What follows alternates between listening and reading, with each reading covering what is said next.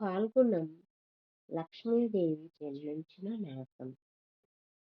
ఫాల్గుణ మాసంలో వచ్చే పౌర్ణమిని లక్ష్మీదేవి జయంతిగా పాటిస్తాం. ప్రతి మానవుడు కష్టించేది, కాంక్షించేది లక్ష్మీదేవి కృపనే. ఆ మాత కృపతోనే మనకు ధనధాన్యాదులు సమకూరుతాయి.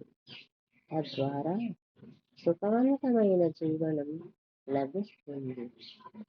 అందుకే ప్రతిరోజు లక్ష్మీదేవి పూజించాలి, స్మరించాలి.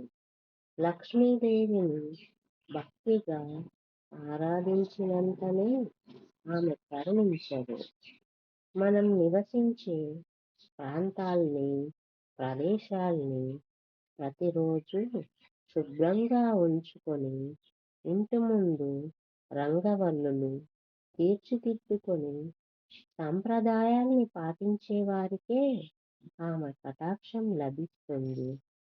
ఇక ఇప్పుడు వివిధ పురాణాలలోని లక్ష్మీదేవి జనన గాథల్ని గురించి తెలుసుకుందాం. క్షీరసాగర మదనం సమయంలో ఆ సాగరం ఉద్భవించిన అనేక వస్తువులు, అపూర్వ జంతు జలాదులతో పాటు లక్ష్మీదేవి కూడా జన్మించిందని ఒక కథనం. అనేక పురాణాలలో కనపడే కథనమిది. విష్ణు పురాణంలో వేరొక గాథ కనపడుతుంది. ఆ గాథ ప్రకారం లక్ష్మీదేవి భృగు మహర్షి కుమార్తె. భృగు మహర్షి భార్య ఖ్యాతి తొలుత వీరికి పుత్ర సంతానం కలిగింది. కానీ పుత్రిక కోసం జగన్మాతను ప్రార్థిస్తూ ఖ్యాతి చేసిన తపఃఫలమే లక్ష్మీదేవి. విష్ణుమూర్తిని ఈమె వివాహమాడింది. లక్ష్మీదేవి కటాక్షం కోసం చేయవలసిన పూజలు, చదవవలసిన మంత్రాల గురించి పురాణాలలో అనేక చోట్ల అనేక కథలున్నాయి. శంకరాచార్య లక్ష్మీదేవిని ప్రసన్నం చేసుకునేందుకు కనకధారాస్తవం పఠించాడని, అప్పుడు లక్ష్మీదేవి ఆయనను కరుణించి బంగారు వర్షం కురిపించిందని ఒక గాథ. ఇలాంటివే ఎన్నో కథలున్నాయి. అపరిశుభ్రంగా ఉండే ఇళ్లలోనూ, ప్రదేశాలలోనూ లక్ష్మీదేవి నివసించదని పురాణాలు చెబుతున్నాయి. వాస్తవ జీవితంలో పరిశీలించిన ఇది నిజమేనని తెలుస్తుంది. అందుకే ఇళ్లను, పరిసరాలను పరిశుభ్రంగా ఉంచుకుందాం. లక్ష్మీదేవి కృపకు పాత్రులమవుదాం.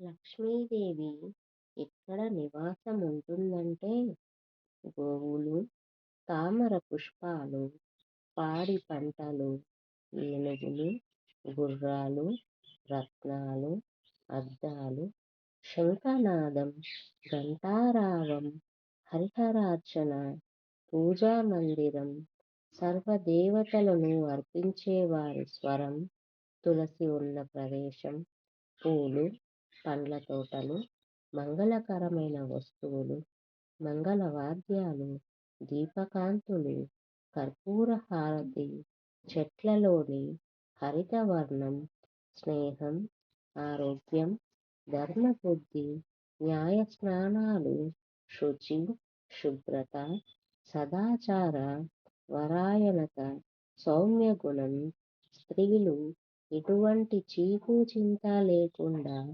హాయిగా ఉండే ఇండ్లు, బ్రాహ్మణులు, విద్వాంసులు, పెద్దలు, పండితులు, సన్మాన సత్కారాలు జరిగే ప్రదేశాలు, వేదఘోష, సత్యగుణ సంపదలు, క్రమశిక్షణ, కార్యశూరత్వం, సమయపాలనలోను మహాలక్ష్మి నివసిస్తుంది.